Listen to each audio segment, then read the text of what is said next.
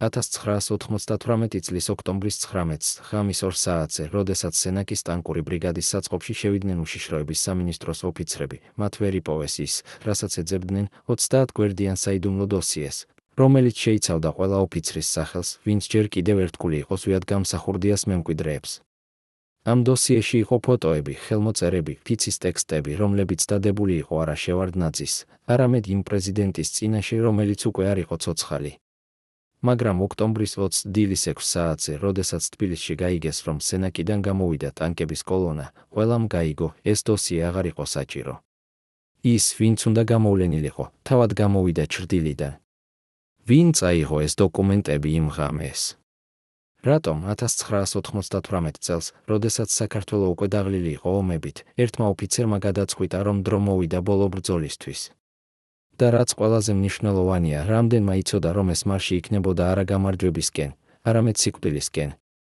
ამ საიდუმლო დოსიეს ჰქონდა კოდი U0554, იმდენად საიდუმლო, რომ მხოლოდ 3 ასლი არსებობდა მთელ ქვეყანაში. ერთი ინახებოდა უშიშროების სამინისტროში, მეორე პრეზიდენტის ადმინისტრაციაში, მესამე სადღაც სენაკის ბრიგადის უფროსის სეიფში.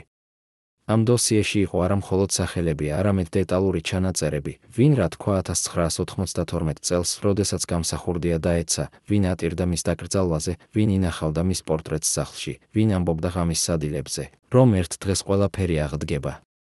ამ დოსიეში იყო ფოტოები საიდუმლო შეხვედრებიდან, სადაც ოფიცრები სვამდნენ ზვიადის ხსოვნას და გეგმავდნენ იმას, რაც მათ ეძახდათ აღდგენა. მაგრამ ყველაზე საშიში იყო ბოლო გვერდის სია 15 გენერლისა და მაღალჩინოსნის, რომლებიც უნდა ამოეღოთ პირველ საათებში, თუ გადატრიალება მოხდებოდა. ეს ქაღალდის ნაჭერი ხსნის ყველაფერს, როდესაც გენერლებმა ნახეს ეს სია, მათ მიხვდნენ, ან ის, ან ჩვენ. ამ დოსიეს ჰქონდა კიდევ ერთი საიდუმლო, ბოლო გვერდზე, ხელით ნაწერი, იყო ერთი სახელი, რომელიც ხაზგასმული იყო წითელი მელნით, აკაკი ელიავა, ქვემოს პოლკოვნიკი, სენაკის მოტორიზებული ბრიგადის მეთაური. ამ სახელის გვერდით იყო შენიშვნა უშიშროების ოფიცრის ხელით, განსაკუთრებით საშიშია. ფანატიკოსი. არ დაემორჩილება. საჭიროა მუდმივი თვალთვალი. მაგრამ ქვემოთ სხვა ხელით, სხვა მელნით ვიღაცამ დაამატა, ან გამოვიყენოთ. რა ნიშნავდა ეს ფრაზა? ვინ დაწერა ეს სიტყვები? და რატომ 6 წლის შემდეგ 1998 წელს ეს გამოყენება მოხდა ზუსტად იმ დროს, როდესაც შევარდნაძეს ყველაზე მეტად სჭირდებოდა მტერი, რომელიც გაეფანტა საზოგადოებრივი აზრი ეკონომიკური კრიზისიდან. ელიავას ამბოხი იყო რეალური შანსი ისტორიის შეცვლისთვის თუ პროვოკაცია, რომელიც დაგეგმილი იყო უშიშროების სამინისტროში, რათა საბოლოოდ განადგურებულიყო ზვიადისტების ბოლო ნაშთები. სენაკის ბრიგადა იყო განსაკუთრებული ადგილი, არა უბრალოდ სამხედრო ნაწილი, არამედ ერთგვარი ტაძარი იმათთვის, ვინც ჯერ კიდევ ახსოვდა გამსახურდიას დროინდელი ფიცი. აქ, ამ ბეტონის ყაზარმებში, სადაც ღამით გესმოდა ზღვის ხმა ფოთიდან, ოფიცრები ინახავდნენ არა მხოლოდ იარაღს, არამედ მეხსიერებას იმ საქართველოზე, რომელიც, მათი აზრით, მოიპარეს. ელიავა იყო ამ მეხსიერების ცოცხალი სიმბოლო, კაცი, რომელიც 1992 წელს, როდესაც თბილისში შევიდნენ ტანკები და გამსახურდია გაიქცა, არ გადავიდა გამარჯვებულთა მხარეს. ის დარჩა იქ, სადაც მისი გული იყო, ზვიადის ფიცთან. მაგრამ 6 წელი გავიდა. 6 წელი, როდესაც საქართველო იცვლებოდა, როდესაც ახალი თაობა უკვე არ იცოდა, ვინ იყო გამსახურდია, როდესაც ომები დასრულდა და ხალხს უნდოდა მშვიდობა, არა ახალი რევოლუცია. მაგრამ ელიავასთვის დრო გაჩერებული იყო 1992 წელს. ის ცხოვრობდა იმ წელში, როდესაც ყველაფერი დაიკარგა. და 1998 წელს, ოქტომბრის 19-ს ის გადაწყვიტა, დრო მოვიდა, რომ დაბრუნებულიყო ის, რაც მოიპარეს. რატომ სწორედ ოქტომბერი? რატომ სწორედ 1998 წელი? ზოგიერთი ამბობს, რომ ელიავამ მიიღო ინფორმაცია, შევარდნაძე აპირებდა სენაკის ბრიგადის რეორგანიზაციას, რაც ნიშნავდა ზვიადისტი ოფიცრების გათავისუფლებას. სხვები ამბობენ, რომ მას მიაღწია ჩურჩხელა, ვიღაც მაღალჩინოსანი უშიშროების სამინისტროდან აფრთხილებდა, რომ მის დაპატიმრება დაგეგმილი იყო. მაგრამ არსებობს მესამე ვერსია, რომელზეც საუბრობენ მხოლოდ ჩურჩულით, ელიავას ვიღაც უთხრა, რომ თუ ის გამოვიდოდა ტანკებით, ხალხი აჯდებოდა ქუჩებში, ისევე როგორც 1999 წელს, როდესაც დაეცა ბერლინის კედელი. ვიღაც აძლევდა მას იმედს, რომ საქართველო მზად იყო ახალი რევოლუციისთვის. მაგრამ ვინ იყო ეს ვიღაც? რეალური მოკავშირე თუ პროვოკატორი, რომელიც უშიშროების სამინისტროსთვის მუშაობდა? და თუ ეს იყო პროვოკაცია, რა იყო მისი მიზანი, ელიავას განადგურება თუ რაღაც უფრო დიდი, უფრო საშიში გეგმა. ოქტომბრის 19-ს ღამის 2 საათზე, როდესაც სენაკის ბრიგადის ყაზარმებში ჩაიქრო სიგნალი საგანგებო მზადყოფნისთვის, ოფიცრებმა იცოდნენ, ეს არ იყო სწავლება. ელიავა შევიდა შტაბის ოთახში, სადაც უკვე იყვნენ შეკრებილი ის 30 კაცი, რომლებსაც ისენდობოდა უპირობოდ. მან გააშალა რუკა საქართველოს და თითი დაადო თბილისზე. მეგობრებო, თქვა მან ხმით, რომელიც არ ძრწოდა, 6 წელია ვლოდებით. 6 წელია ვიმედოვნებთ, რომ ვიღაც სხვა გააკეთებს ეს ჩვენს მაგივრად. მაგრამ არავინ არ მოვა. თუ ჩვენ არ გავაკეთებთ, არავინ არასოდეს გააკეთებს. ოთახში იყო სიჩუმე, ისეთი სიჩუმე, როდესაც ყველა იცის, რომ მომდევნო სიტყვები შეცვლის ყველაფერს. ჩვენ გამოვდივართ თბილისზე.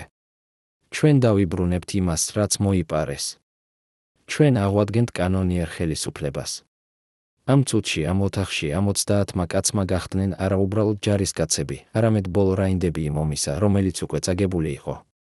მაგრამ ისინი არ იცოდნენ ერთი, მათ შორის იყო ადამიანი, რომელიც იმავე ღამეს დარეკა თბილისში და უთხრა, ისინი გამოდიან. მოემზადეთ. ვინ იყო ეს ადამიანი? 30-დან ვინ იყო ის, ვინც ატარებდა ორ სახეს, ერთს ელიავასთვის, მეორეს უშიშროების სამინისტროსთვის?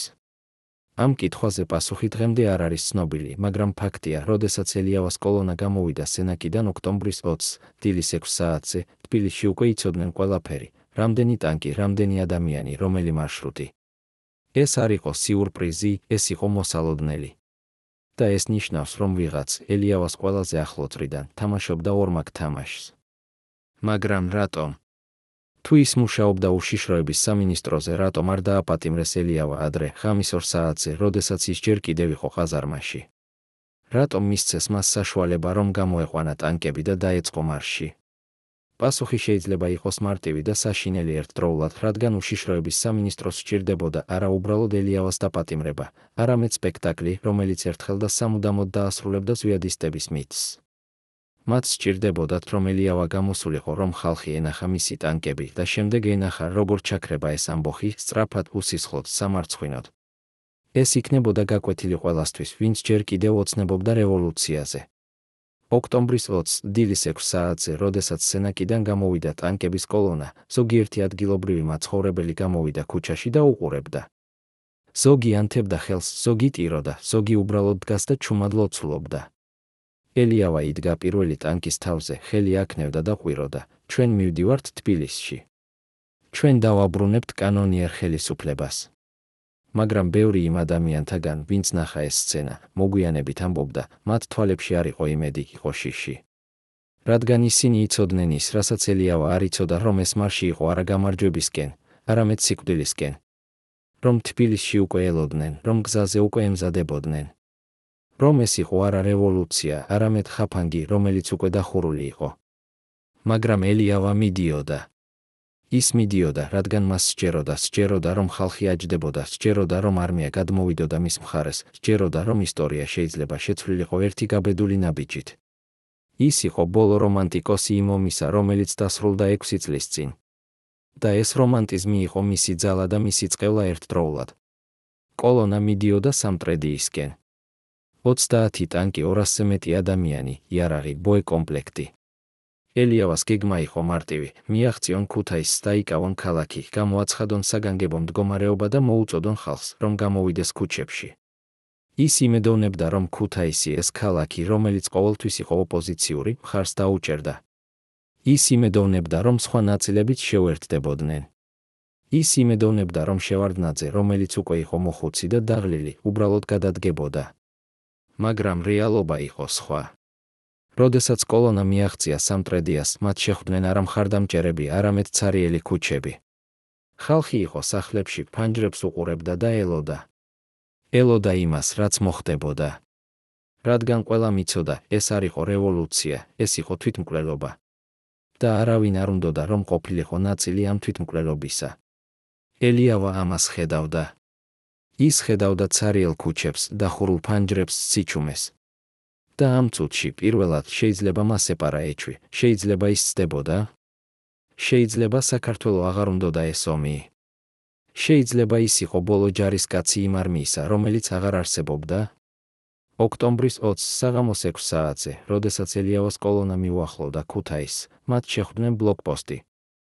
არა უბრალოდ ბლოკპოსტი. მთელი არმია. ტანკები, ქვეითები, სპეცნაზი, ვერტმფრენები ცაში. ელიავამ გააჩერა კოლონა. ის იდგა და უყურებდა, წინ იყო ძალა, რომელიც 10-ჯერ აღემატებოდა მის ძალას. ის იცოდა, თუ ის ბრძანებას მისცემდა სროლისთვის, ეს იქნებოდა ხოცვა. არა ბრძოლა, არამედ ხოცვა. მისი ადამიანები, ეს 200 კაცი, რომლებიც მას მიჰყვნენ, რადგან ენდობოდნენ, დაიხოცებოდნენ პირველ წუთებში. და რისთვის? რათა დაემტკიცებინა, რომ ის არ იყო მშიშარა.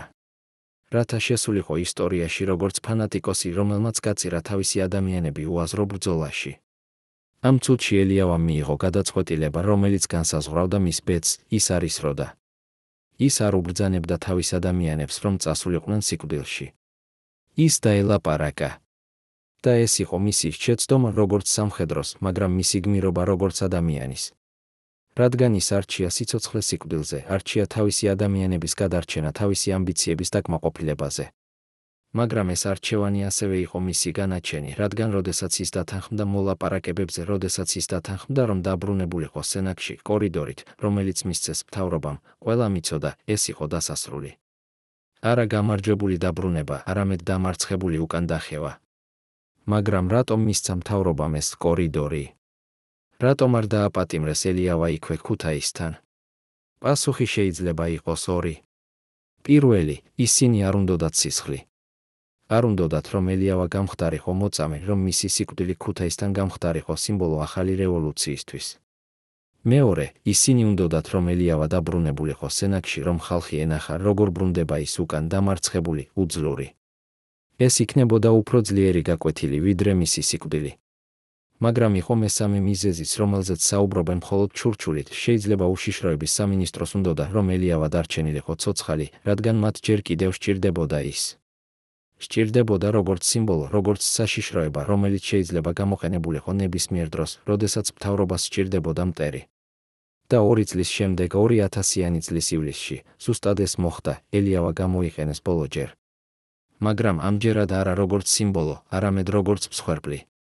2000-იანი წლის ივლისის 9-ში ზესტაფონში, როდესაც უშიშროების სამინისტროს სპეცრაზმა შემოიჭრა სახლში, სადაც იმალებოდა ელიავა და მისი თანამებრძოლი, მაიორი გოჩა გრილავა, ოფიციალური ვერსია იყო, ისინი დააპატიმრებდნენ. მაგრამ ის, რაც მოხდა, არ იყო დაპატიმრება. ეს იყო სიკვდილი. ელიავა და გრილავა მოკლეს იმ სახლში, სადაც ისინი იმალებოდნენ. მოკლეს სწრაფად, პროფესიონალურად, ისე როგორც კლავენ იმ ადამიანებს, რომლებიც არ უნდა დარჩნენ ცოცხლები. ოფიციალური ვერსია იყო, ისინი წინააღმდეგობა გაუწიეს, ისინი ცეცხლს ხსნიდნენ, სპეცრაზმს მოუწია პასუხის გაცემა. მაგრამ მოწმეები, რომლებიც იყვნენ ახლოს, ამბობდნენ სხვას, ისინი ამბობდნენ, რომ სროლა გაგრძელდა მხოლოდ რამდენიმე წამი, რომ ელიავას და გრილავას არ ჰქონდათ დრო, რომ წინააღმდეგობა გაეციათ, რომ ეს იყო არა ბრძოლა, არამედ აღსრულება. აღსრულება იმ განაჩენისა, რომელიც გამოტანილი იყო 2 წლის წინ, როდესაც ელიავა დაბრუნდა სენაკში დამარცხებული. ის უნდა მომკვდარიყო იმ დღეს ქუთაისთან. მაგრამ მას მისცეს 2 წელი, 2 წელი, რომ ეცხოვრა როგორც დევნილი, როგორც ადამიანი, რომელიც იცოდა, რომ ნებისმიერ დღეს მოვიდოდნენ მისთვის. და 2000-იანი წლის ივლისის 9-ში ისინი მოვიდნენ. რატომ სწორედ ივლისი? რატომ სწორედ 2000-იანი წელი? ზოგიერთი ამბობს, რომ ელიავა გეგმავდა ახალ ამბოხს, რომ ის აგროვებდა ადამიანებს, რომ ის ემზადებოდა ახალი მცდელობისთვის. სხვები ამბობენ, რომ ის უბრალოდ იყო ადამიანი, რომელიც იცოდა ძალიან ბევრი, იცოდა სახელები, იცოდა საიდუმლოებები, იცოდა ის, ვინ იყო 1998 წელს, ვინ უღალატა, ვინ თამაშობდა ორმაგ თამაშს. და ეს ცოდნა იყო საშიში იმათთვის, ვინც უკვე იყო ხელისუფლებაში, ვინც უკვე იყო პატივცემული, ვინც არ უნდოდა, რომ ძველი საიდუმლოებები გამოსულიყო ზედაპირზე. მაგრამ არსებობს მესამე ვერსია, რომელზეც საუბრობენ მხოლოდ ისინი, ვინც იცნობდა ელიავას პირადად, ისინი ამბობენ, რომ ის უბრალოდ დაიღალა. დაიღალა იმალებით, დაიღალა ცხოვრებით ჩრდილში, დაიღალა იმ ომით, რომელიც უკვე წაგებული იყო. და შეიძლება 2000-იანი წლის ივლისის 9-ში, როდესაც სპეცრაზმა შემოიჭრა იმ სახლში, ელიავამ არც კისცა და გაქცევა. შეიძლება ის უბრალოდ იდგა და ელოდა იმ დასასრულს, რომელიც უნდა მოსულიყო 2 წლის წინ ქუთაისთან. მაგრამ ელიავას სიკვდილი არ იყო მხოლოდ ერთი ადამიანის სიკვდილი. ეს იყო სიმბოლო სიკვდილის, სიმბოლოს იმ საქართველოსი, რომელიც ოცნებობდა რევოლუციაზე, რომელიც სჯეროდა, რომ ისტორია შეიძლება შეცვლილიყო ერთი გაბედული ნაბიჯით, რომელიც ინახავდა მეხსიერებას გამსახურდიაზე, არა როგორც დამარცხებულ პოლიტიკოსზე, არამედ როგორც მოწამეზე. ელიავა სიკვდილით დასრულდა ეპოქა ზვიადისტებისა, ეპოქა რომანტიკოსებისა, ეპოქა იმ ადამიანებისა, რომლებიც სჯეროდათ, რომ ფიცი უფრო ძლიერია ვიდრე სიკვდილის შიში. 2000-იანი წლის ივლისის 9-ის შემდეგ საქართველოში აღარ იყო ადამიანები, რომლებიც მზად იყვნენ, რომ გამოსულიყვნენ ტანკებით თბილისზე. აღარ იყო ადამიანები, რომლებიც სჯეროდათ, რომ ხალხი აჯდებოდა ქუჩებში. აღარ იყო ადამიანები, რომლებიც ცხოვრობდნენ 1992 წელში. ელიავა იყო ბოლო. და მისი სიკვდილით ეს თავი საქართველოს ისტორიაში დაიხურა სამუდამოდ. მაგრამ დარჩა კითხვები, რომლებზეც პასუხი დღემდე არ არის. ვინ იყო ის ადამიანი ელიავას წრიდან, რომელიც მუშაობდა უშიშროების სამინისტროზე? რატომ მისცა მთავრობამ ელიავას საშუალება, რომ გამოსულიყო სენაკიდან, თუ ისინი იცოდნენ ყველაფერი წინასწარ? იყო თუ არა 1998 წლის ოქტომბრის ამბოხი რეალური შანსი ისტორიის შეცვლისთვის, თუ ეს იყო პროვოკაცია, რომელიც დაგეგმილი იყო უშიშროების სამინისტროში? და ყველაზე მთავარი კითხვა, რა იფიქრა ელიავამ იმ ბოლო წამებში 2000-იანი წლის ივლისის 9-ში, ზესტაფონში, როდესაც სპეცრაზმა შემოიჭრა სახლში?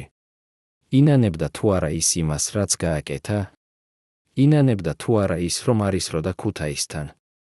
ინანებდა თუ არა ის, რომ დაიცვა თავისი ადამიანების სიცოცხლე თავისი ამბიციების დაკმაყოფილების ნაცვლად?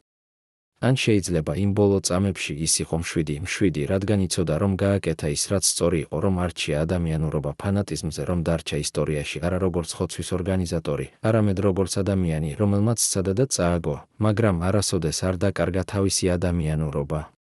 დღეს 24 წლის შემდეგ სენაკის ბრიგადის ყაზარმები ცარიელია. ტანკები, რომლებიც 1998 წელს გამოვიდნენ თბილისზე, დიდი ხანია გაყიდულია ჯართად.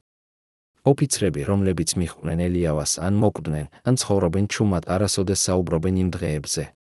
მაგრამ ზოგიერთ ღამეს, როდესაც ქარი ქრის ზღვიდან, ადგილობრივი მაცხოვრებლები ამბობენ, რომ ისმის ხმა ტანკების ძრავებისა, ხმა ადამიანებისა, რომლებიც მღერიან მარშს, ხმა იმ დროისა, როდესაც ერთმა კაცმა სცადა, რომ შეეცვალა ისტორია და წააგო. მაგრამ ეს წაგება არ იყო სირცხვილი. ეს იყო ტრაგედია ადამიანისა, რომელიც დაიბადა არასწორ დროს, რომელიც იბრძოდა ომში, რომელიც უკვე დასრულებული იყო, რომელიც სჯეროდა იმედს, როდესაც იმედი აღარ იყო. აკაკი ელიავა იყო ბოლო რომანტიკოსი სამოქალაქო ომისა. ის წავიდა ვა-ბანკზე, სჯეროდა, რომ ხალხი მხარს დაუჭერდა. მაგრამ ხალხი დაიღალა ომით. მისი უღალატეს არა მხოლოდ ინფორმატორებმა, მისი უღალატა თავად დრომ. 2000-იანი წლის საქართველო აღარ უნდოდა სროლა. აკაკი ელიავა დარჩა ისტორიაში როგორც ერთგულების სიმბოლო ფიცისადმი, რომელიც მან დადო პრეზიდენტის წინაშე, რომელიც აღარ იყო ცოცხალი. და ეს ერთგულება ღირდა მას ყველაფერი, ღირდა მას სიცოცხლე, ღირდა მას მომავალი, ღირდა მას ის, რაც შეიძლება ყოფილიყო. მაგრამ ის არასოდეს არ უღალატა. და ეს არის ის, რაც აქცევს მას არა დამარცხებულად, არამედ გმირად, ტრაგიკულ გმირად იმ ეპოქისა, რომელიც აღარასოდეს დაბრუნდება. მე ვიცოდი, რომ ის მოკვდებოდა, ამბობს ყოფილი უშიშროების ოფიცერი, რომელიც თანახმა გახდა, რომ პირველად ესაუბრა კამერების წინაშე 24 წლის შემდეგ, ხელები ჯერ კიდევ უძრწის. მაგრამ ის, რაც მე არ ვიცოდი, რომ ჩვენ ყველანი ვიყავით ნაწილი თამაშისა, რომელიც დაწყებული იყო ბევრად ადრე, ვიდრე ელიავამ გამოიყვანა ტანკების სენაკიდან. ეს კაცი, რომელსაც ჩვენ ვუწოდებთ მოწმე ნომერშესი, იყო ნაწილი იმ 12-კაციანი ჯგუფისა, რომელიც იცოდა ყველაფერი ელიავას გეგმების შესახებ, ყოველი შეხვედრა, ყოველი სახელი, ყოველი თარიღი. ჩვენ ვიცოდით, რომ ის გამოვიდოდა. ჩვენ ვიცოდით, როდის. ჩვენ ვიცოდით, რამდენი ტანკი იქნებოდა. მაგრამ ის, რაც მე მხოლოდ 2000-იანი წლის შემდეგ გავიგე, რომ ჩვენ, ეს 12 კაცი, ვიყავით არა უბრალოდ დამკვირვებლები, არამედ მსახიობები სპექტაკლში, რომელიც დარეჟისირებული იყო ბევრად უფრო მაღლა, ვიდრე უშიშროების სამინისტრო. ვინ იყო ეს რეჟისორი? რა იყო ნამდვილი მიზანი ელიავას ამბოხისა, რეალური მცდელობა გადატრიალებისთვის თუ საგულდაგულოდ დაგეგმილი პროვოკაცია, რომელიც უნდა დაესრულებინა ზვიადისტების მოძრაობა ერთხელ და სამუდამოდ? და ყველაზე საშინელი კითხვა, რამდენი ადამიანი იცოდა, რომ ელიავა მიდიოდა არა გამარჯვებისკენ, არამედ სიკვდილისკენ და არავინ არ უთხრა მას ჭეშმარიტება. მოწმე ნომერშესი გვიყვება დეტალებს, რომლებიც არასოდეს გამოქვეყნებულა, დეტალებს იმ ღამის შესახებ, ოქტომბრის 19-ს, როდესაც ყველაფერი დაიწყო. ჩვენ ვიყავით შტაბის ოთახში, როდესაც ელიავამ გააშალა რუკა. მაგრამ ის, რაც არავინ არ იცის, იმ ოთახში იყო კიდევ ერთი რუკა, დამალული რუკა, რომელიც ელიავას არ ჰქონდა ნანახი. ეს რუკა იყო ჩვენთან მუშიშროების ოფიცრებთან და მასზე იყო მონიშნული ყველა ადგილი, სადაც მთავრობის ჯარები ელოდნენ. ყველა ბლოკპოსტი, ყველა ჩასაფრება, ყველა გზა, რომელიც დახურული იყო. ელიავა ფიქრობდა, რომ ის გეგმავდა სიურპრიზს. მაგრამ სიურპრიზი იყო ის, რომ არანაირი სიურპრიზი არ იყო. ყველაფერი იყო ცნობილი, ყველაფერი იყო დაგეგმილი, ყველაფერი იყო კონტროლირებადი. მაგრამ თუ ეს ასე იყო, რატომ? რატომ მისცა მთავრობამ ელიავას საშუალება, რომ გამოეყვანა ტანკები, თუ ისინი იცოდნენ ყველაფერი წინასწარ? პასუხი, რომელსაც გვაძლევს მოწმე ნომერშესი, არის ისეთი საშინელი, რომ ის თავად ძლივს ახერხებს სიტყვების წარმოთქმას, რადგან მათ სჭირდებოდათ შოუ. სჭირდებოდათ, რომ ხალხი ენახა ტანკები, ენახა ამბოხი და შემდეგ ენახა, როგორ ჩაქრება ეს ამბოხი. ეს იქნებოდა გაკვეთილი. გაკვეთილი ყველასთვის, ვინც ჯერ კიდევ ოცნებობდა რევოლუციაზე. მაგრამ მოწმე ნომერშესი გვიყვება კიდევ რაღაც, რაც ცვლის ყველაფერს. იყო ერთი დოკუმენტი, რომელიც მე ვნახე 2000-იანი წლის შემდეგ, როდესაც ელიავა უკვე მკვდარი იყო. ეს დოკუმენტი იყო მედიცინური ჩანაწერი ელიავას ჯანმრთელობის მდგომარეობის შესახებ, რომელიც გაკეთებული იყო 1987 წელს, ერთი წლით ადრე, ვიდრე ამბოხი. ამ ჩანაწერში იყო დიაგნოზი, რომელიც არასოდეს გამოქვეყნებულა. ელიავას ჰქონდა სერიოზული გულის დაავადება, რომელიც შეიძლება მოეკლა მას ნებისმიერ მომენტში, განსაკუთრებით სტრესის დროს. ექიმები ურჩევდნენ მას, რომ დაეტოვებინა სამსახური, რომ არ განიცდიდა ფიზიკურ და ემოციურ დატვირთვას. მაგრამ ელიავამ უარი თქვა. ის თქვა, რომ მას ჰქონდა მისია, რომელიც უნდა შეესრულებინა. აქ მოწმე ნომერშესი ჩერდება, თვალებში ცრემლები უჩნდება. მაგრამ ის, რაც მე მხოლოდ ახლა ხვდები, შეიძლება ელიავამ იცოდა, რომ ის მოკვდებოდა. იცოდა, რომ მისი გული არ გაუძლებდა. და შეიძლება ოქტომბრის 19-ს, როდესაც ის გამოიყვანა ტანკები, ის არ მიდიოდა გამარჯვებისკენ. ის მიდიოდა იმ სიკვდილისკენ, რომელიც მას სურდა, სიკვდილისკენ ბრძოლაში, არა საწოლში. სიკვდილისკენ როგორც ჯარისკაცმა, არა როგორც ავადმყოფმა. ეს ვერსია ცვლის ყველაფერს, ცვლის ელიავას ამბოხს ტრაგედიიდან თვითმსხვერპლად, ცვლის მას დამარცხებულიდან გმირად, რომელმაც არჩია თავისი სიკვდილის გზა. მაგრამ არის თუ არა ეს ჭეშმარიტება? იცოდა თუ არა ელიავამ რეალურად, რომ ის მოკვდებოდა? თუ ეს არის მხოლოდ თეორია, რომელიც დაიბადა 2000-იანი წლის შემდეგ, რათა მიეცა აზრი უაზრო მსხვერპლს. არსებობს კიდევ ერთი დოკუმენტი, რომელიც არასოდეს გამოქვეყნებულა, დოკუმენტი, რომელიც ინახება უშიშროების სამინისტროს არქივში, დოკუმენტი, რომელსაც აქვს კოდი U0545. ეს დოკუმენტი არის ანგარიში იმ ფსიქოლოგისა, რომელიც ელიავას ესაუბრა 1986 წელს, 2 წლით ადრე, ვიდრე ამბოხი. ამ ანგარიშში ფსიქოლოგი წერს, პაციენტი აჩვენებს ობსესიურ ფიქსაციას წარსულზე, კონკრეტულად 1992 წლის მოვლენებზე. ის არ იცხოვრებს აწმყოში, ის იცხოვრებს იმ წელში, როდესაც ყველაფერი დაიკარგა. ის ამეორებს ერთსა და იმავე ფრაზას, ჩვენ უნდა დავაბრუნოთ ის, რაც მოიპარეს. როდესაც ვკითხე, რა არის ეს ის, რაც მოიპარეს, ის ვერ მიპასუხა. ის უბრალოდ იმეორებდა, ყველაფერი. მოიპარეს ყველაფერი. ფსიქოლოგი აგრძელებს, პაციენტი აჩვენებს ნიშნებს პოსტტრაუმული სტრესული აშლილობისა. ის ხედავს კოშმარებს, სადაც ის არის თბილისში 1992 წელს და ის ვერ ახერხებს გამსახურდიას გადარჩენას. ის იღვიძებს ღამის შუაში, ოფლიანი, ყვირის. ის ამბობს, რომ ის უნდა გააკეთოს რაღაც, რომ ის არ შეიძლება უბრალოდ იჯდეს და ელოდოს. მაგრამ როდესაც ვკითხე, რას გააკეთებს, ის კვლავ ვერ მიპასუხა. ფსიქოლოგის დასკვნა არის საშინელი, პაციენტი არის საშიში თავისთვის და სხვებისთვის. ის იცხოვრებს ილუზიაში, რომ ის შეუძლია შეცვალოს წარსული. რეკომენდირებულია ფსიქიატრიული მკურნალობა და მედიკამენტები. მაგრამ ელიავამ არასოდეს მიიღო ეს მკურნალობა. ის უარი თქვა. და 2 წლის შემდეგ ის გამოიყვანა ტანკების სენაკიდან. ეს დოკუმენტი ხსნის ბევრ რამეს, ხსნის, რატომ ელიავამ გააკეთა ის, რაც გააკეთა, რატომ ის არ შეეძლო, რომ დაენახა რეალობა, რატომ ის სჯეროდა, რომ ხალხი აჯდებოდა ქუჩებში, როდესაც ყველა სხვა იცოდა, რომ ეს არ მოხდებოდა. ელიავა არ იყო უბრალოდ ფანატიკოსი, ის იყო ავადმყოფი კაცი, რომელიც ტრავმირებული იყო წარსულით, კაცი, რომელიც ვერ ახერხებდა წარსულის გათავისუფლებას, კაცი, რომელიც ცდილობდა, რომ შეეცვალა ისტორია, რადგან ის ვერ ახერხებდა იმის მიღებას, რაც უკვე მოხდა. მაგრამ ეს ხომ არ ნიშნავს, რომ მისი მსხვერპლი იყო უაზრო. ხომ არ ნიშნავს, რომ ის იყო უბრალოდ შეშლილი კაცი, რომელმაც გაწირა თავისი ადამიანები ილუზიისთვის. ან შეიძლება ეს ტრავმა, ეს ვერ გათავისუფლება წარსულისგან იყო არა სისუსტე, არამედ ძალა, რომელიც აძლევდა მას საშუალებას, რომ გააკეთოს ის, რაც არავინ სხვა არ გაბედავდა, რომ წასულიყო იქამდე, სადაც არავინ სხვა არ წავიდოდა, რომ დარჩენილიყო ერთგული იმისადმი, რაც ყველა სხვამ უკვე დაივიწყა. შეიძლება ელიავას შეშლა იყო ბოლო ჯანსაღობა იმ სამყაროში, რომელიც თავად იყო შეშლილი. მაგრამ დაუბრუნდეთ იმ ღამეს, ოქტომბრის 19-ს, როდესაც ყველაფერი დაიწყო. მოწმე ნომერ შეში გვიყვება კიდევ ერთ დეტალს, რომელიც არასოდეს გამოქვეყნებულა. იმ ღამეს, როდესაც ელიავამ შეკრიბა თავისი 30 კაცი შტაბის ოთახში, იყო კიდევ ერთი ადამიანი, რომელიც არ იყო იმ ოთახში, მაგრამ რომელიც იცოდა ყველაფერი, რაც იქ ითქვა. ეს ადამიანი იყო ელიავას უახლოესი მეგობარი, კაცი, რომელსაც ის ენდობოდა უფრო მეტად, ვიდრე საკუთარ თავს. ამ კაცს ჰქვია. მაგრამ მე არ შემიძლია სახელის თქმა, რადგან ის ჯერ კიდევ ცოცხალია და მე არ მინდა, რომ ის მოკვდეს ისე, როგორც ელიავა მოკვდა. მოწმე ნომერ შეში ჩერდება, უყურებს კამერას და შემდეგ ამბობს, მაგრამ მე შემიძლია გითხრათ ის, რაც ამ კაცმა გააკეთა იმ ღამეს. ის გავიდა შტაბის ოთახიდან, წავიდა საკუთარ ოფისში, აიღო ტელეფონი და დარეკა თბილისში. ის ესაუბრა ვიღაცას უშიშროების სამინისტროდან და უთხრა, ისინი გამოდიან. 30 ტანკი. 200 ადამიანი. მიმართულება სამტრედია, შემდეგ ქუთაისი, შემდეგ თბილისი. დრო, დილის 6 საათი. და შემდეგ ამ კაცმა დაამატა რაღაც, რაც მე არასოდეს დამივიწყება. ელიავა არ იცის, რომ ეს არის დასასრული.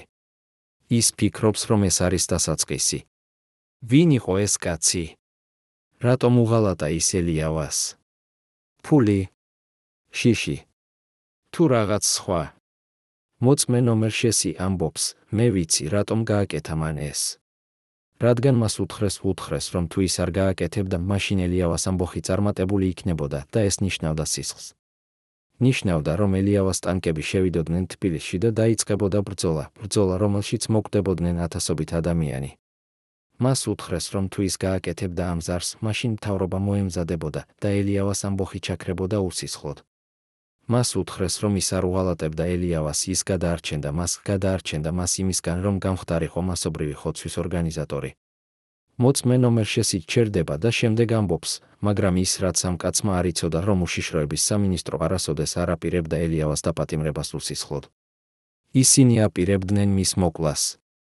არა იმ დღეს, არა ქუთაისთან, მაგრამ მოგვიანებით, როდესაც ყველაფერი დამშვიდდებოდა, როდესაც ყველა დაივიწყებდა. და ეს კაცი ელიავას უახლოესი მეგობარი, რომელმაც ფიქრობდა, რომ ის გადაარჩენდა მას, სინამდვილეში ხელს უწყობდა მის სიკვდილს. ეს არის ყველაზე ტრაგიკული ნაწილი ელიავას ისტორიისა, არა ის, რომ მას უღალატეს, არამედ ის, რომ მას უღალატეს ადამიანმა, რომელიც ფიქრობდა, რომ ის აკეთებდა სწორს. უღალატეს ადამიანმა, რომელიც უყვარდა მას, რომელიც არ უნდოდა მისი სიკვდილი, რომელიც ცდილობდა მის გადარჩენას. მაგრამ ეს გადარჩენა იყო სინამდვილეში განაჩენი, რომელიც აღსრულდა 2 წლის შემდეგ, 2000-იანი წლის ივლისის 9-ში, ზესტაფონში. და ყველაზე საშინელი არის ის, რომ ეს კაცი, ელიავას მეგობარი, ცოცხალია დღემდე. ის იცხოვრებს საქართველოში, ის ხედავს ელიავას ძეგლს, ის ისმენს ხალხს, როგორც საუბრობენ ელიავაზე, როგორც გმირზე. და ყოველ ღამეს, როდესაც ის იძინებს, ის ხედავს ელიავას სახეს, ხედავს მას იმ ბოლო წამებში, ზესტაფონში, როდესაც სპეცრაზმა შემოიჭრა სახლში. და ის იცის, რომ ის არის ნაწილი იმ ჯაჭვისა, რომელმაც მიიყვანა ელიავა იმ სახლამდე, იმ წამამდე, იმ სიკვდილამდე. როგორი ცხოვრობს ადამიანი ამ ცოდნით? როგორი ცხოვრობს ადამიანი, რომელმაც იცის, რომ მისმა სიკეთემ მოკლა მისი უახლოესი მეგობარი? მაგრამ არსებობს კიდევ ერთი საიდუმლო, რომელზეც მოწმე ნომერ შეში საუბრობს მხოლოდ ჩურჩულით, საიდუმლო, რომელიც შეიძლება ყველაზე საშინელი იყოს ყველასგან. იყო ერთი დოკუმენტი, ამბობს ის, დოკუმენტი, რომელიც მივნახე 2002 წელს, 2 წლის შემდეგ ელიავას სიკვდილის შემდეგ. ეს დოკუმენტი იყო ანგარიში უშიშროების სამინისტროს სპეციალური ოპერაციების დეპარტამენტიდან. ამ ანგარიშში იყო დეტალური გეგმა იმისა, როგორ გამოიყენონ ელიავა როგორც ინსტრუმენტი პოლიტიკური მიზნებისთვის. გეგმა იყო მარტივი, მისცენ ელიავას საშუალება რომ გამოეყვანა ტანკები, მისცენ მას საშუალება რომ მიეღწია ქუთაისისთვის და შემდეგ ჩააქრონ მისი ამბოხი სწრაფად და ეფექტურად. ეს იქნებოდა დემონსტრაცია მთავრობის ძალისა, დემონსტრაცია იმისა, რომ ნებისმიერი მცდელობა გადატრიალებისთვის იქნება ჩაქრობილი. ეს იქნებოდა გაკვეთილი ყველა ოპოზიციონერისთვის, ყველა ზვიადისტისთვის, ყველა იმისთვის, ვინც ჯერ კიდევ ოცნებობდა ცვლილებაზე. მოწმე ნომერ შესიც ჩერდება და შემდეგ ამბობს, მაგრამ ამ დოკუმენტში იყო კიდევ ერთი ნაწილი, რომელიც ყველაზე საშინელია. იყო სექცია სახელწოდებით ფაზა მესამე, ლიკვიდაცია. ამ სექციაში იყო დაწერილი, ელიავას დაპატიმრების შემდეგ ის უნდა დარჩეს თავისუფალი 2 წლის განმავლობაში. ამ პერიოდში ის უნდა იყოს მუდმივი თვალთვალის ქვეშ. ის უნდა იყოს გამოყენებული როგორც სიმბოლო იმისა, რომ მთავრობა არის ტოლერანტული, რომ მთავრობა არ კლავს თავის მოწინააღმდეგეებს. მაგრამ 2 წლის შემდეგ, როდესაც საზოგადოებრივი ყურადღება გადავა, ელიავა უნდა იქნეს ლიკვიდირებული. ლიკვიდაცია უნდა გამოიყურებოდეს როგორც ინციდენტი, როგორც თვითდაცვა, როგორც წინააღმდეგობა დაპატიმრებისას. არავინ არ უნდა იკითხოს კითხვები. ეს დოკუმენტი, თუ ის რეალურად არსებობს, ნიშნავს, რომ ელიავას სიკვდილი არ იყო ინციდენტი. ეს იყო დაგეგმილი აღსრულება, რომელიც დაგეგმილი იყო 2 წლით ადრე, 1998 წელს, როდესაც ელიავამ პირველად გამოიყვანა ტანკები სენაკიდან. ნიშნავს, რომ მთელი ამბოხი, მთელი მარში ქუთაისისკენ, მთელი მოლაპარაკება, მთელი კორიდორი უკან დაბრუნებისთვის, ყველაფერი ეს იყო ნაწილი უფრო დიდი გეგმისა, რომელიც დასრულდებოდა ელიავას სიკვდილით. მაგრამ არის თუ არა ეს დოკუმენტი რეალური? მოწმე ნომერ შესი ამბობს, მე ვნახე ეს დოკუმენტი. მე წავიკითხე ეს სიტყვები. მაგრამ როდესაც მე სცადე რომ გამეკეთებინა ასლი, მითხრეს რომ დოკუმენტი არ არსებობს. მითხრეს რომ მე ვცდები რომ მე ვხედავ რაღაცეებს, რომლებიც არ არის. მითხრეს რომ თუ მე გავაგრძელებდი ამ თემაზე საუბარს, მე თავად მოხვდებოდი საფრთხეში. ის ჩერდება, უყურებს კამერას და შემდეგ ამბობს, მაგრამ მე ვიცი რაც ვნახე. მე ვიცი რაც წავიკითხე. და მე ვიცი რომ ელიავას სიკვდილი არ იყო ინციდენტი. ეს იყო აღსრულება განაჩენისა, რომელიც გამოტანილი იყო 2 წლით ადრე. თუ ეს ასე არის, მაშინ ელიავას ისტორია არის არა მხოლოდ ტრაგედია, არამედ დანაშაული, რომელიც ჩადენილი იყო არაერთი ადამიანის მიერ, არამედ მთელი სისტემის მიერ, სისტემის, რომელიც გამოიყენებდა ადამიანებს როგორც ინსტრუმენტებს, როგორც მსხვერპლებს, როგორც სიმბოლოებს. სისტემის, რომელიც გეგმავდა სიკვდილს 2 წლით ადრე და შემდეგ ელოდა სწორ მომენტს, სწორ ადგილს, სწორ დროს.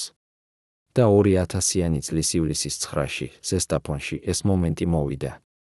მაგრამ რატომ სწორედ ივლისი? რატომ სწორედ ზესტაფონი?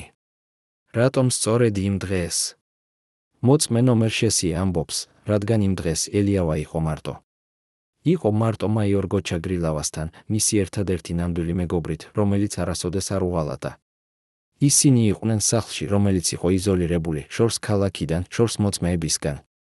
ეს იყო იდეალური ადგილი იმისთვის, რომ მოხდეს ის, რაც უნდა მომხდარიყო.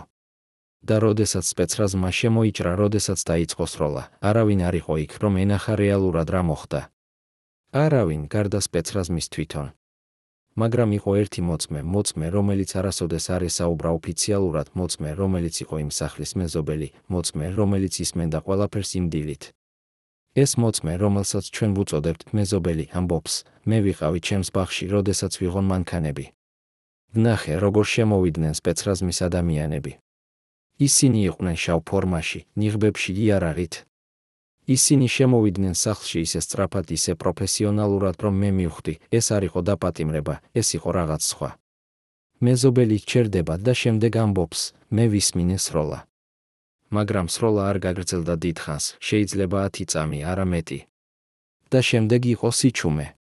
და შემდეგ რამდენიმე წუთის შემდეგ ვნახე, როგორ გამოვიდნენ სპეცრაზმის ადამიანები. ისინი არ ატარებდნენ პატიმრებს. ისინი არ ატარებდნენ დაჭრილებს. ისინი უბრალოდ გამოვიდნენ, ჩაჯდნენ მანქანებში და წავიდნენ. მეზობელი ვუყურებს კამერას და ამბობს, მე ვიცი რაც ვნახე. და ის, რაც მე ვნახე, არ იყო დაპატიმრება. ეს იყო აღსრულება. ოფიციალური ვერსია იყო, ელიავა და გრილავა წინააღმდეგობა გაუწიეს, ისინი ცეცხლს ხსნიდნენ, სპეცრაზმს მოუწია პასუხის გაცემა.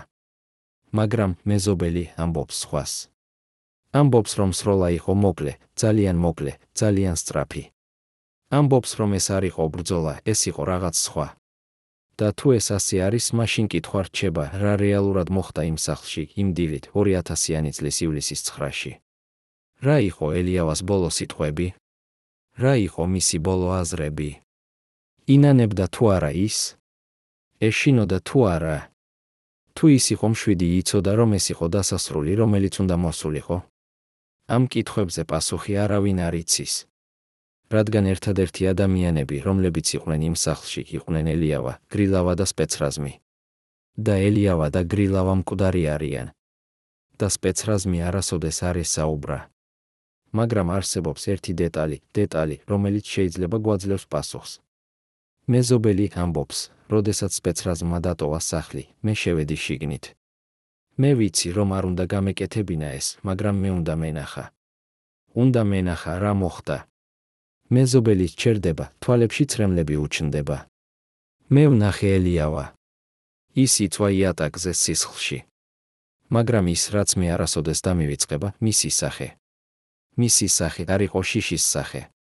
არ იყო ტკივილის სახე. ეს იყო მშვიდობის სახე. ის იყო მშვიდი, ისე მშვიდი, თითქოს ის საბოლოოდ იპოვა ის, რასაც ეძებდა. თითქოს ის საბოლოოდ დაისვენა. მეზობელი ვუყურებს კამერას და ამბობს, მე ვფიქრობ, რომ ელიავამ იცოდა. იცოდა, რომ ისინი მოვიდოდნენ. იცოდა, რომ ეს იყო დასასრული. და ის არ გაიქცა. ის არ დაიმალა. ის უბრალოდ ელოდა. ელოდა იმ დასასრულს, რომელიც მას სურდა, დასასრულს როგორც ჯარისკაცს, არა როგორც ავადმყოფს, არა როგორც ბეგარას. დასასრულს ბრძოლაში, თუნდაც ეს ბრძოლა გაგრძელდა მხოლოდ 10 წამი.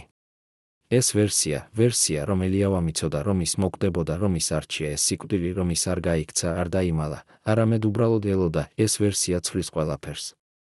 ცვლის ელიავას ტრაგედიიდან თვითმსხვერპლად, ცვლის მას მსხვერპლიდან გმირად, რომელმაც არჩია თავისი ბედი. მაგრამ არის თუ არა ეს ჭეშმარიტება? იცოდა თუ არა ელიავამ რეალურად? თუ ეს არის მხოლოდ ლეგენდა, რომელიც დაიბადა მისი სიკვდილის შემდეგ, რათა მიეცა აზრი უაზრო მსხვერპლს? მოწმე ნომერ შესი ამბობს, მე ვფიქრობ, რომ ელიავამ იცოდა. იცოდა 1998 წელს, როდესაც ის გამოიყვანა ტანკები. იცოდა, რომ ეს იყო თვითმკვლელობა. მაგრამ ის არჩია ეს თვითმკვლელობა, რადგან ის უფრო სჯობდა, ვიდრე ცხოვრება როგორც ჩრდილი, როგორც ადამიანი, რომელიც დაივიწყეს, როგორც ადამიანი, რომელიც წააგო. ის უნდოდა, რომ დარჩენილიყო ისტორიაში. და ის დარჩა როგორც ბოლო რომანტიკოსი, როგორც ბოლო რაინდი, როგორც ბოლო ჯარისკაცი იმ ომისა, რომელიც უკვე დასრულებული იყო. მაგრამ რა იყო ელიავას ნამდვილი მემკვიდრეობა? რა დატოვა ის საქართველოსთვის? მოწმე ნომერ შესი ამბობს, ელიავამ დატოვა გაკვეთილი იმის შესახებ, რას ნიშნავს ერთგულება, რას ნიშნავს ფიცი, რას ნიშნავს იყო ადამიანი, რომელიც არ ცვლის თავის რწმენას, თუნდაც მთელი სამყარო შეიცვალოს. მაგრამ ის ასევე დატოვა გაფრთხილება იმის შესახებ, რა ხდება, როდესაც ადამიანი იცხოვრებს წარსულში, როდესაც ადამიანი ვერ ახერხებს წარსულის გათავისუფლებას, როდესაც ადამიანი ცდილობს, რომ შეცვალოს ისტორია, რომელიც უკვე დაწერილია. ის ჩერდება და შემდეგ ამბობს, ელიავა იყო გმირი და ტრაგედია ერთდროულად. გმირი, რადგან ის არასოდეს არ უღალატა თავის რწმენას. ტრაგედია, რადგან ეს რწმენა მოკლა მას. დღეს 24 წლის შემდეგ საქართველოში არის ძეგლი ელიავასთვის. ეს ძეგლი დგას სენაკში, იმ ადგილას, სადაც ის გამოიყვანა ტანკები 1998 წელს. ხალხი მოდის ამ ძეგლთან, აყრის ყვავილებს, ლოცულობს. ზოგი ამბობს, რომ ელიავა იყო გმირი. ზოგი ამბობს, რომ ის იყო ფანატიკოსი. ზოგი ამბობს, რომ ის იყო შეშლილი. მაგრამ ყველათან ხდება ერთში, ელიავა იყო ბოლო ჯარისკაცი იმ ომისა, რომელიც დასრულდა 1992 წელს. ბოლო რომანტიკოსი იმ ეპოქისა, როდესაც ადამიანები სჯეროდათ, რომ ისტორია შეიძლება შეცვლილიყო ერთი გაბედული ნაბიჯით. ბოლო ადამიანი, რომელიც ცხოვრობდა არა აწმყოში, არამედ წარსულში, არა რეალობაში, არამედ მეხსიერებაში. და მისი სიკვდილით ეს ეპოქა დასრულდა სამუდამოდ. მაგრამ შეიძლება ელიავას ნამდვილი მემკვიდრეობა არის არა ის, რაც ის გააკეთა, არამედ ის, რაც ის არ გააკეთა. ის არის რო და ქუთაისთან. ის არ გაწირა თავისი ადამიანები უაზრო ბრძოლაში. ის არჩია სიცოცხლე სიკვდილზე, არჩია ადამიანურობა ფანატიზმზე. და ეს არჩევანი, ეს ერთი მომენტი, როდესაც ის დგას ქუთაისთან და უყურებს მთავრობის ჯარებს და გადაწყვეტს, არა, მე არ ვიბრძოლებ, მე არ მოვკლავ ჩემს ადამიანებს, ეს მომენტი არის ის, რაც აქცევს მას არა დამარცხებულად, არამედ გმირად. რადგან ნამდვილი გმირობა არის არა ის, რომ იბრძოლო სიკვდილამდე. ნამდვილი გმირობა არის ის, რომ იცოდე, როდის უნდა შეჩერდე, როდის უნდა თქვა, არა, ეს არ ღირს. ელიავამ თქვა ეს, არა ქუთაისთან. და ეს, არა, გადაარჩინა 200 ადამიანის სიცოცხლე. მაგრამ ეს, არა, ასევე იყო მისი განაჩენი, რადგან როდესაც ის თქვა, არა, როდესაც ის არჩია მოლაპარაკება ბრძოლის ნაცვლად, ყველა მიცოდა, ის წააგო. და 2 წლის შემდეგ ეს წაგება გახდა მისი სიკვდილი. იყო თუ არა ელიავას არჩევანი სწორი? უნდა ყოფილიყო თუ არა ის ებრძოლა ქუთაისთან? უნდა ყოფილიყო თუ არა ის გაეწირა თავისი ადამიანები, რათა დარჩენილიყო ისტორიაში როგორც გმირი, რომელიც იბრძოდა ბოლომდე? ამ კითხვებზე პასუხი არავინ არ იცის. რადგან ისტორია არ იცის რა თუ? ისტორია იცის მხოლოდ ის, რაც მოხდა. და ის, რაც მოხდა, არის ის, რომ ელიავამ არჩია სიცოცხლე სიკვდილზე, არჩია ადამიანურობა ფანატიზმზე, არჩია მშვიდობა ომზე. და ეს არჩევანი, თუნდაც ეს არჩევანი მოკლა მას, არის ის, რაც აქცევს მას არა ფანატიკოსად, არამედ ადამიანად, რომელიც იცოდა, რომ ზოგიერთი რამ უფრო მნიშვნელოვანია ვიდრე გამარჯვება, რომ ზოგიერთი რამ უფრო მნიშვნელოვანია ვიდრე ისტორიაში დარჩენა, რომ ზოგიერთი რამ უფრო მნიშვნელოვანია ვიდრე საკუთარი ამბიცია. და ეს ზოგიერთი რამ არის ადამიანის სიცოცხლე იმ 200 კაცისა, რომლებიც მას მიჰყვნენ, რომლებიც ენდობოდნენ მას, რომლებიც მზად იყვნენ, რომ მოკვდნენ მისთვის. ელიავამ არ მისცა მათ ეს საშუალება. და ეს არის მისი ნამდვილი გმირობა. წარმოიდგინეთ, რომ თქვენ ხართ ერთ-ერთი იმ 12 ადამიანიდან, რომლებიც იცოდნენ ყველაფერი ელიავას შესახებ, ყოველი საიდუმლო სამედიცინო ჩანაწერი, ყოველი ევაკუაციის გეგმა, ყოველი დამალული გზა თბილისის ქვეშ. ახლა წარმოიდგინეთ, რომ თქვენ უნდა აირჩიოთ, შეინარჩუნოთ თქვენი ერთგულება თუ გადაარჩინოთ თქვენი სიცოცხლე. 1998 წლის ოქტომბრის 22-ს ამ ადამიანებმა გააკეთეს არჩევანი, რომელმაც შეცვალა საქართველოს ისტორია. რამ აიძულა ისინი, რომ უღალატონ თავიანთ უზენაეს მეთაურს? მაგრამ არსებობს კიდევ უფრო საშინელი კითხვა, ამ 12-დან რამდენი იცოდა, რომ ისინი იყვნენ არა უბრალოდ ჯაშუშები, არამედ მსახიობები უფრო დიდ სპექტაკლში, რომელიც დარეჟისირებული იყო არა თბილისში, არამედ ბევრად უფრო შორს, ბევრად უფრო მაღლა. და თუ ეს ასე იყო, ვინ იყო ნამდვილი რეჟისორი ელიავას ტრაგედიისა? შევარდნაძე თუ ვიღაც, ვინც იჯდა უფრო ძლიერ კაბინეტში, უფრო საიდუმლო ოფისში, სადაც გადაწყვეტილებები მიიღებოდა არა საქართველოს მომავლის შესახებ, არამედ მთელი რეგიონის გეოპოლიტიკური თამაშის შესახებ. ამ 12 კაციან ჯგუფს ჰქონდა სახელი, რომელიც არასოდეს გამოქვეყნებულა, წრე ნომერ 3. არა, წრე ნომერ 1, რომელიც იყო შევარდნაძის პირადი გარდა, არა, წრე ნომერ 2, რომელიც იყო უშიშროების სამინისტროს ელიტა.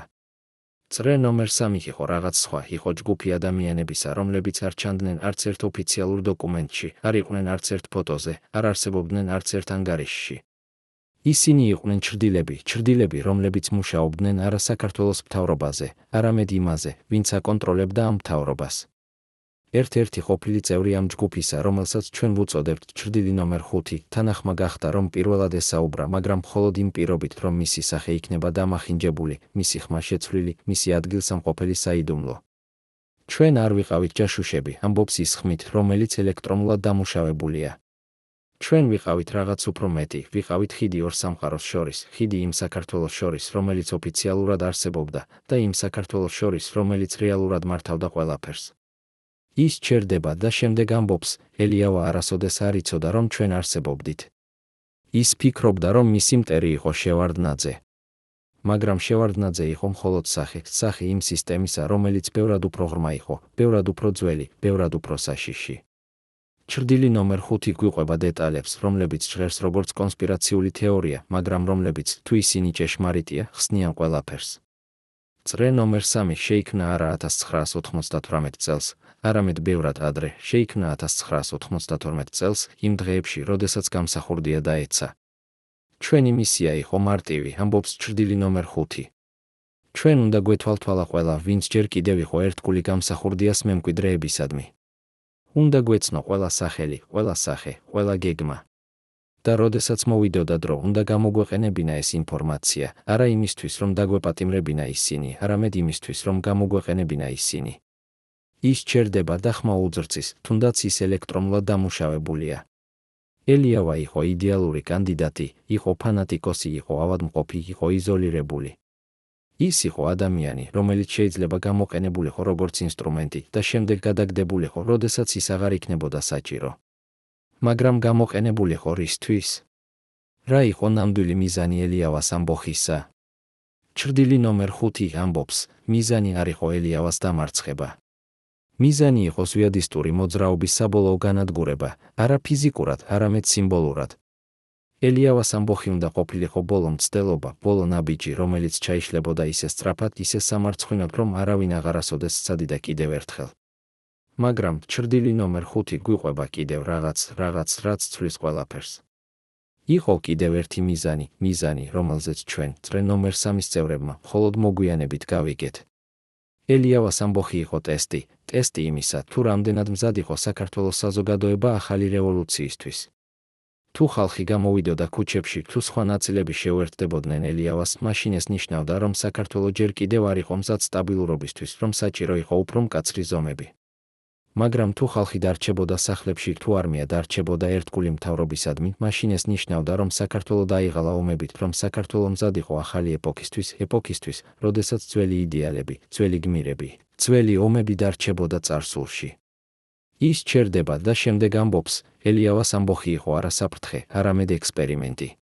და ექსპერიმენტმა აჩვენა ის, რაც უნდა ყოფილიყო ნაჩვენები, რომ საქართველო აღარ უნდოდა რევოლუცია, რომ საქართველო უნდოდა მშვიდობა, თუნდაც ეს მშვიდობა ნიშნავდა ძველი იდეალების დავიწყებას. ეს ვერსია, რომ ელიავას ამბოხი იყო არა რეალური მცდელობა გადატრიალებისთვის, არამედ საგულდაგულოდ დაგეგმილი ექსპერიმენტი, არის ისეთი საშინელი, რომ ის ცვლის ყველაფერს. ცვლის ელიავას გმირიდან მარიონეტად, ცვლის მის ტრაგედიას მანიპულაციად, ცვლის მის მსხვერპლს გამოთვლილ შედეგად. მაგრამ არის თუ არა ეს ჭეშმარიტება? ჩრდილი ნომერ 5 ამბობს, მე არ ვიცი. მე მხოლოდ ვიცი ის, რაც მითხრეს, რომ ჩვენი მისია იყო ელიავას თვალთვალი, მისი გეგმების ცოდნა და როდესაც მოვიდოდა დრო, ინფორმაციის გადაცემა იმათთან, ვინც გადაწყვეტდა, რა უნდა მომხდარიყო. მაგრამ ვინ იყო ეს ისინი? ვინ იყო ნამდვილი გადამწყვეტი? ეს არის კითხვა, რომელზეც მე არასოდეს მივიღე პასუხი. რადგან წრე ნომერ 3 იყო მხოლოდ ერთი ფენა ბევრად უფრო ღრმა სტრუქტურისა, რომელიც იწყებოდა თბილისში, მაგრამ რომელიც არ სრულდებოდა თბილისში. სტრუქტურისა, რომელიც მიდიოდა უფრო შორს, შეიძლება მოსკოვში, შეიძლება ვაშინგტონში, შეიძლება სადღაც, სადაც ჩვენ, მცირე ქვეყნის მცირე ჯაშუშები, არასოდეს ვიცოდით და არასოდეს გავიგებდით. ეს არის ყველაზე საშინელი ნაწილი ელიავას ისტორიისა, არა ის, რომ მას უღალატეს, არამედ ის, რომ მისი ამბოხი, მისი მარში, მისი სიკვდილი შეიძლება იყო ნაწილი თამაშისა, რომელიც ბევრად უფრო დიდი იყო, ვიდრე საქართველო, ბევრად უფრო რთული, ვიდრე შევარდნაძე versus ზვიადისტები, ბევრად უფრო საშიში, ვიდრე ჩვენ ოდესმე წარმოვიდგენდით. თამაშისა, სადაც ელიავა იყო არა მოთამაშე, არამედ ფიგურა, რომელიც გადაადგილდებოდა იმ ხელებით, რომლებიც ის არასოდეს არ ხედავდა, იმ გონებით, რომელსაც ის არასოდეს არ იცნობდა, იმ მიზნებისთვის, რომლებსაც ის არასოდეს არ გაიგებდა. და თუ ეს ასე არის, მაშინ ელიავას ტრაგედია არის არა მხოლოდ ერთი ადამიანის ტრაგედია, არამედ მთელი ერის ტრაგედია, ერისა, რომელიც ფიქრობდა, რომ ის აკონტროლებდა თავის ბედს, მაგრამ რომელიც სინამდვილეში იყო მხოლოდ სცენა, სადაც სხვები თამაშობდნენ თავიანთ თამაშებს. მაგრამ დაუბრუნდეთ იმ დოკუმენტს, რომელზეც მოწმე ნომერ 6-ის საუბრობდა, დოკუმენტს კოდით 0555, დოკუმენტს, რომელიც შეიცავდა გეგმას ელიავას გამოყენებისა და შემდეგ ლიკვიდაციისა. ჩრდილი ნომერ 5 ამბობს, ეს დოკუმენტი არსებობს. მე თვითონ ვნახე ის. მაგრამ ის, რაც არავინ არ იცის, ეს დოკუმენტი არ იყო დაწერილი 1998 წელს, როდესაც ელიავამ გამოიყვანა ტანკები. ეს დოკუმენტი დაწერილი იყო ბევრად ადრე, დაწერილი იყო 1986 წელს, 2 წლით ადრე, როდესაც ელიავა ჯერ კიდევ არ იყო გადაწყვიტა რაიმე. დოკუმენტი იყო არა რეაქცია ელიავას ქმედებებზე, არამედ გეგმა იმისა, როგორ გამოეწვია ელიავა, რომ გამოეყვანა ტანკები, როგორ გამოყენებულიყო ის როგორც სიმბოლო და როგორ განადგურებულიყო ის, როდესაც ის აღარ იქნებოდა საჭირო. ის ჩერდება და ხმა უძრწის. ეს ნიშნავს, რომ ყველაფერი, რაც მოხდა 1998 წელს, ყველაფერი, რაც მოხდა 2000-იანი წლის ივლისში, ყველაფერი ეს იყო დაგეგმილი. დაგეგმილი არა დღეებით ადრე, არამედ წლებით ადრე. ელიავა არ იყო ადამიანი, რომელმაც გადაწყვიტა, რომ შეეცვალა ისტორია. ის იყო ადამიანი, რომელიც არჩეული იყო იმისთვის, რომ ეთამაშა როლი ბოლოს ზვიადისტისა, რომელიც ცდიდა და წააგებდა, რათა ყველა სხვა ზვიადისტი დაენახა, რომ წაგება იყო გარდაუვალი. ეს ვერსია არის ისეთი საშინელი, რომ ის თითქმის შეუძლებელია სარწმუნოდ. მაგრამ ჩრდილი ნომერ 5 ამბობს, მე გაჩვენებთ მტკიცებულებას. და ის გვიჩვენებს ფოტოს დოკუმენტისა, ფოტოს, რომელიც გაკეთებული იყო მობილური ტელეფონით, ფოტოს, რომელიც ბუნდოვანია, მაგრამ რომელზეც შეიძლება წაიკითხოს სათაური, ოპერაცია ბოლო რაინდი, გეგმა ზვიადისტური მოძრაობის საბოლოო ნეიტრალიზაციისთვის. და ქვემოთ, თარიღი, 1986 წლის ნოემბერი. 2 წლით ადრე ვიდრე ელიავას ამბოხი. ჩრდილი ნომერ 5 ამბობს, ეს დოკუმენტი შეიცავს ყველაფერს, შეიცავს ელიავას სახელს, შეიცავს გეგმას იმისა, როგორ გამოეწვია ის, როგორ გამოყენებულიყო ის, როგორ განადგურებულიყო ის.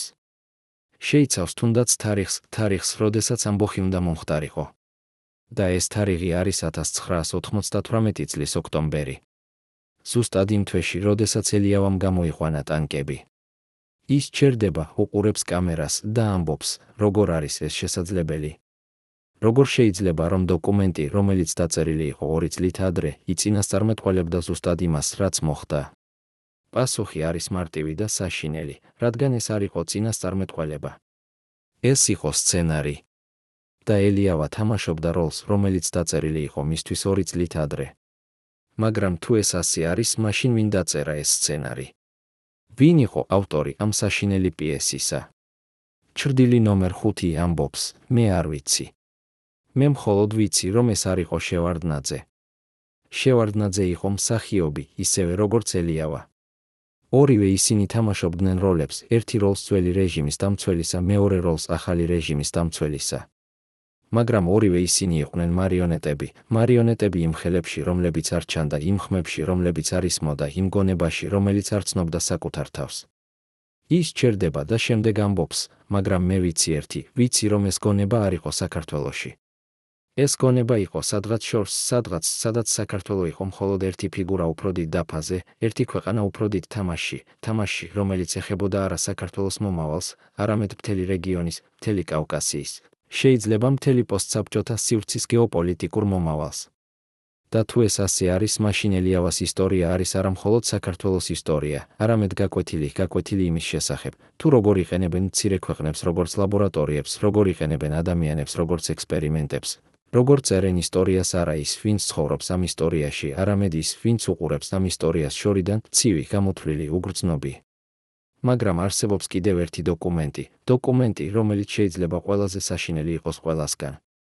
ეს დოკუმენტი არის არაოფიციალური ანგარიში, არასაიდუმლო გეგმა, არამედ პირადი დღიური, რომელიც ელიავამ წერდა 1987 წელს, 1 წლით ადრე, ვიდრე ამბოხი. ეს დღიური იპოვეს 2000-იანი წლის ივლისში, ელიავას სიკვდილის შემდეგ, იპოვეს იმ სახლში, სადაც ის მოკლეს. მაგრამ ეს დღიური არასოდეს გამოქვეყნებულა, არასოდეს ნაჩვენები საზოგადოებისთვის. რატომ? რადგან ის, რაც დაწერილია ამ დღიურში, ცვლის ყველაფერს, ცვლის ელიავას გმირიდან რაღაც სხვა, რაღაც უფრო რთულად, რაღაც უფრო ადამიანურად, რაღაც უფრო ტრაგიკულად. ერთ-ერთი ადამიანი, რომელმაც წაიკითხა ეს დღიური, ამბობს, ელიავა იცოდა, რომ ის გამოიყენებოდა. იცოდა, რომ მისი ამბოხი იყო უაზრო. იცოდა, რომ ის მოკვდებოდა. მაგრამ ის მაინც გააკეთა.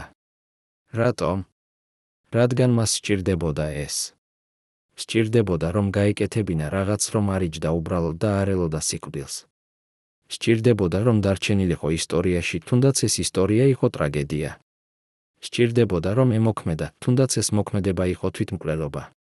ამ დღიურში 1987 წლის დეკემბრის ჩანაწერში ელიავა წერს, დღეს ვესაუბრე ექიმს. მან მითხრა, რომ ჩემი გული არ გაუძლებს კიდევ ერთ წელს. მან მითხრა, რომ მე უნდა დავტოვო ყველაფერი, უნდა დავისვენო, უნდა ვიზრუნო ჩემს ჯანმრთელობაზე.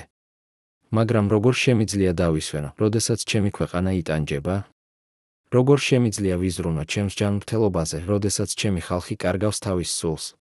მე ვიცი, რომ მე მოვკვდები. მაგრამ მე ასევე ვიცი, რომ მე უნდა გავაკეთო რაღაც ამ სიკვდილის წინ. რაღაც, რაც ნიშნავს რაღაცას. რაღაც, რაც აჩვენებს, რომ ჩვენ, ზვიადისტები, არ დავივიწყეთ, არ დავნებდით, არ დავიმარცხეთ. და შემდეგ 1988 წლის მარტის ჩანაწერში ელიავა წერს, დღეს მივიღე ვიზიტორი. კაცი, რომელიც თქვა, რომ ის მუშაობს უშიშროების სამინისტროში, მაგრამ რომელიც სინამდვილეში არის ჩემი მხარეს. მან მითხრა, რომ თუ მე გამოვიყვან ტანკებს, ხალხი აჯდება ქუჩებში. მან მითხრა, რომ არმია გადმოვა ჩემს მხარეს. მან მითხრა, რომ ეს არის ჩემი შანსი, ჩემი ერთადერთი შანსი, რომ შევცვალო ისტორია. მე ვიცი, რომ ეს შეიძლება იყოს ხაფანგი. მე ვიცი, რომ ეს კაცი შეიძლება იყოს პროვოკატორი. მაგრამ რა არჩევანი მაქვს? დავრჩე აქ და მოუკვდე როგორც არავინ. თუ ვსცადო, თუნდაც ეს მცდელობა იყოს უაზრო? მე ვარჩევ მცდელობას. რადგან მე უკვე ვარ მკვდარი კაცი.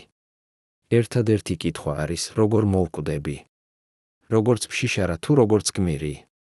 ეს ჩანაწერები ცვლიან ყველაფერს, ცვლიან ელიავას მარიონეტიდან ტრაგიკულ გმირად, რომელმაც იცოდა, რომ ის გამოიყენებოდა, მაგრამ რომელმაც მაინც არჩია მოქმედება უმოქმედობაზე, არჩია ბრძოლა დანებებაზე, არჩია სიკვდილი ბრძოლაში სიკვდილზე საწოლში.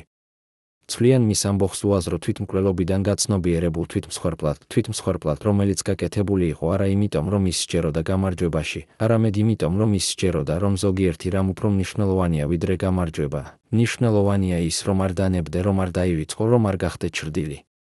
ელიავამ არჩია, რომ დარჩენილიყო ხილული, თუნდაც ეს ხილვადობა ღირდა მას სიცოცხლე. არჩია, რომ დარჩენილიყო სიმბოლო, თუნდაც ეს სიმბოლო იყო ტრაგედია. არჩია, რომ დარჩენილიყო ადამიანი, რომელიც არ დანებდა, თუნდაც მთელი სამყარო უთხრა მას, რომ დანებება იყო ერთადერთი გონივრული არჩევანი. მაგრამ ელიავას დღიურში არის კიდევ ერთი ჩანაწერი, რომელიც დაწერილი იყო 1998 წლის ოქტომბრის 18-ს, ერთი დღით ადრე, ვიდრე ამბოხი. ეს ჩანაწერი არის ბოლო ჩანაწერი დღიურში. მასში ელიავა წერს, ხვალ მე გამოვიყვან ტანკებს. მე ვიცი, რომ ეს არის დასასრული. მე ვიცი, რომ მე მოვკვდები. მაგრამ მე ასევე ვიცი, რომ ეს არის ერთადერთი გზა, რომ ჩემი სიცოცხლე ჰქონდეს აზრი. ერთადერთი გზა, რომ ჩემი სიკვდილი ჰქონდეს აზრი. მე არ ვიბრძვი გამარჯვებისთვის. მე ვიბრძვი იმისთვის, რომ ხალხმა იცოდეს, რომ იყვნენ ადამიანები, რომლებიც არ დანებდნენ, რომლებიც არ დაივიწყეს, რომლებიც იბრძოდნენ ბოლომდე, თუნდაც ეს ბოლო იყო სიკვდილი.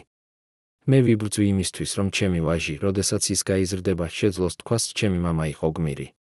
არა იმიტომ, რომ ის გაიმარჯვა, არამედ იმიტომ, რომ ის არასოდეს არ დანებდა. და ეს არის ერთადერთი გამარჯვება, რომელიც რეალურად მნიშვნელოვანია. ეს ჩანაწერი, ეს ბოლო სიტყვები ელიავასი, ცვლიან ყველაფერს, ცვლიან მის ამბოხს პოლიტიკური აქტიდან პირად აქტად მამისა, რომელიც უნდოდა რომ დაეტოვებინა რაღაც თავისი ვაჟისთვის, რაღაც, რაზეც ის შეძლებდა ამაყობას, რაღაც, რაც აჩვენებდა, რომ მისი მამა იყო არა მშიშარა, არა დამარცხებული, არა დავიწყებული, არამედ გმირი, ტრაგიკული გმირი, მაგრამ გმირი მაინც. და ახლა 24 წლის შემდეგ ელიავას ვაჟი ცხოვრობს საქართველოში.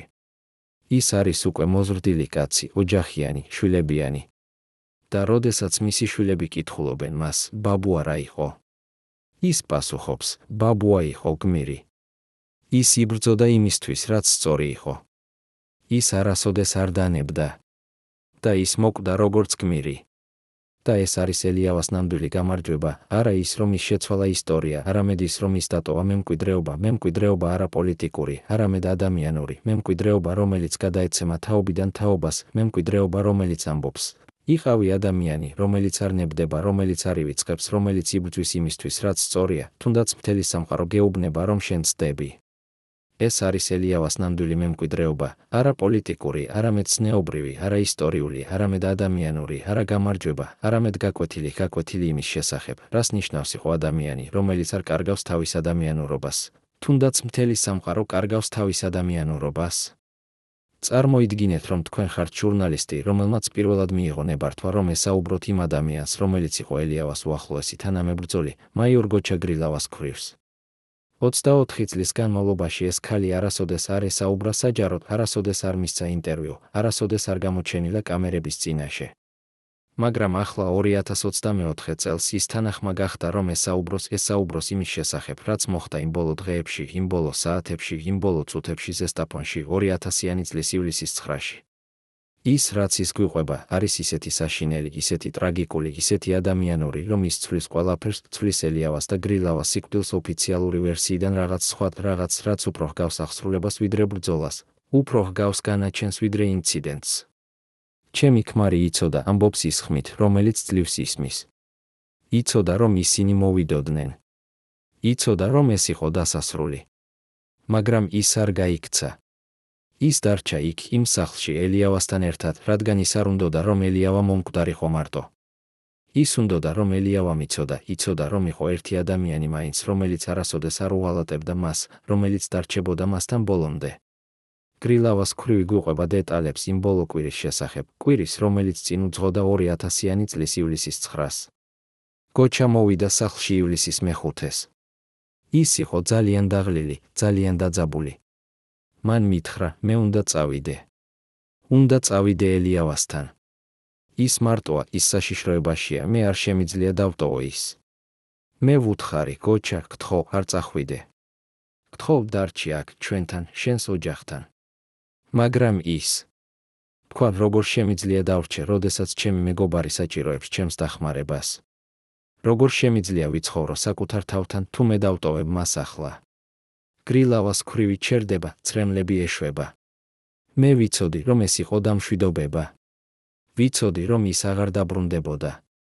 მაგრამ მე ასევე ვიცოდი, რომ მე არ შემეძლო მისი შეჩერება.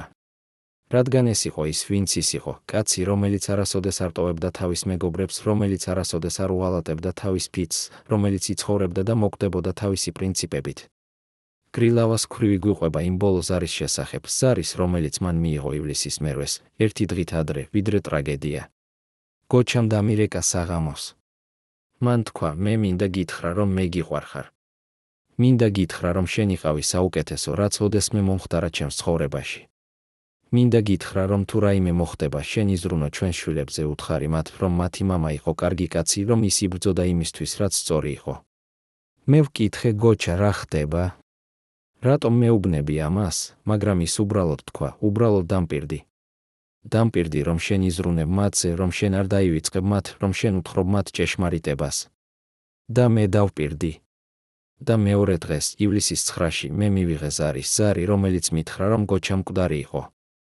გრილავას ქვრივი ჩერდება, უყურებს კამერას და ამბობს, მაგრამ ის, რაც მე არასოდეს არ მითხრეს, რა რეალურად მოხდა იმ სახლში. მე მითხრეს ოფიციალური ვერსია, რომ ისინი წინააღმდეგობა გაუწიეს, რომ ისინი ცეცხლს ხსნიდნენ, რომ სპეცრაზმს მოუწია პასუხის გაცემა. მაგრამ მე ვიცი, რომ ეს არ არის ჭეშმარიტება. რადგან გოჩა არასოდეს არ ისროდა პირველი. ის არასოდეს არ იყო ადამიანი, რომელიც ეძებდა ბრძოლას.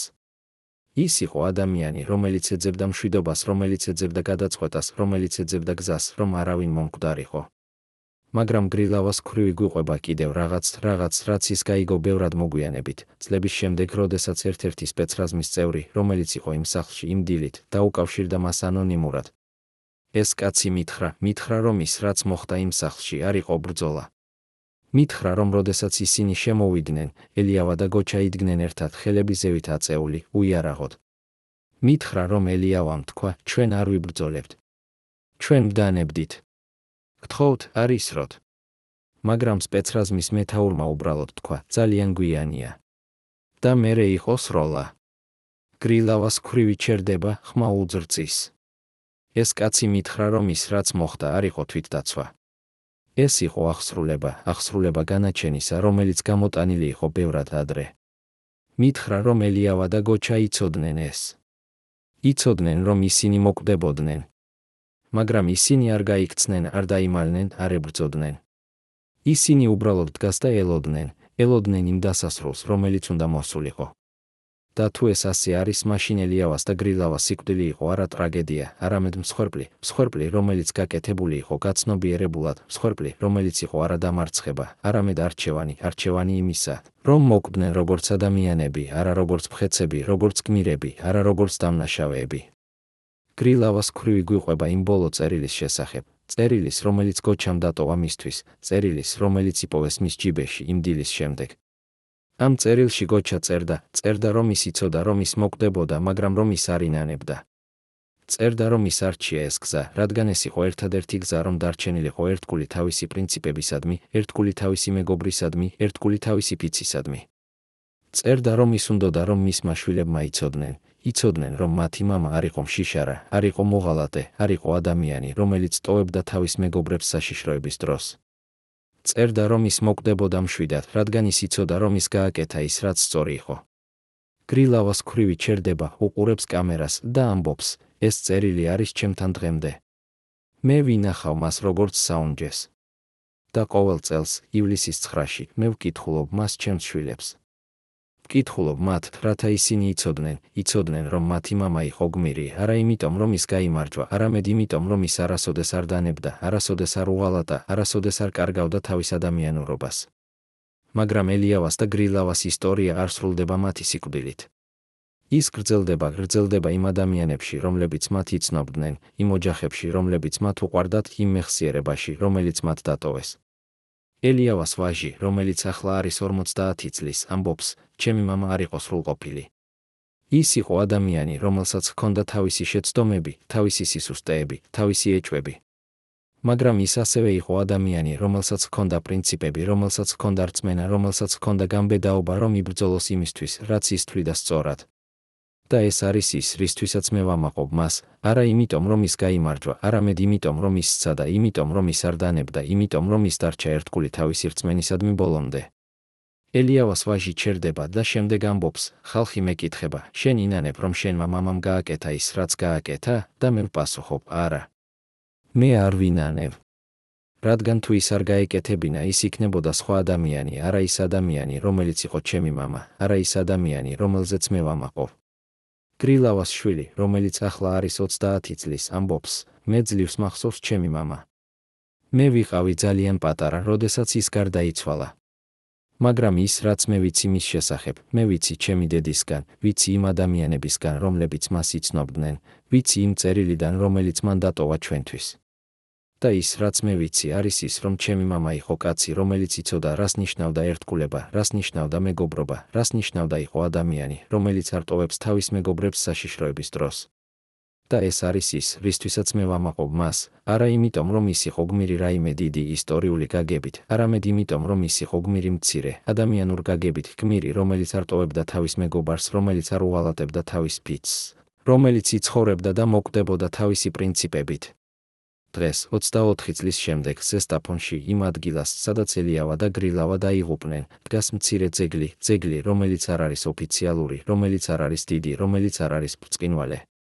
ეს ძეგლი დადგეს ადგილობრივმა მაცხოვრებლებმა, დადგეს იმ ადამიანებმა, რომლებიც იცნობდნენ ელიავას და გრილავას, რომლებიც ახსოვთ ისინი არა როგორც პოლიტიკური ფიგურები, არამედ როგორც ადამიანები, რომლებსაც ჰქონდათ ოჯახები, რომლებსაც ჰქონდათ სიზმრები, რომლებსაც ჰქონდათ იმედები, რომლებსაც ჰქონდათ შიშები. ამ ძეგლზე დაწერილია მარტივი სიტყვები, აკაკი ელიავა და გოჩა გრილავა, კაცები, რომლებიც არასოდეს არ დანებდნენ. არა გმირები, არა მებრძოლები, არა რევოლუციონერები, უბრალოდ კაცები, რომლებიც არასოდეს არ დანებდნენ.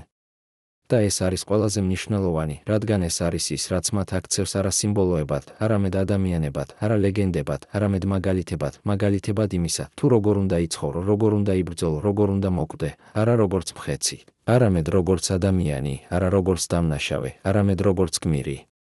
ყოველ წელს ივლისის 9-ში ამ ძეგლთან მოდიან ადამიანები, მოდიან ელიავას და გრილავას ოჯახები, მოდიან მათი ძველი თანამებრძოლები, მოდიან ახალგაზრდები, რომლებიც არასოდეს არ იცნობდნენ მათ, მაგრამ რომლებმაც გაიგეს მათი ისტორია და რომლებიც უნდათ, რომ პატივი მიაგონ მათ. ისინი აყრიან ყვავილებს, ანთებენ სანთლებს, ლოცულობენ. ზოგი ტირის, ზოგი ჩუმად დგას, ზოგი ყვება ისტორიებს იმის შესახებ, თუ როგორი იყო ელიავა, როგორი იყო გრილავა, რა იყო მათი სიზმრები, რა იყო მათი იმედები, რა იყო მათი შიშები.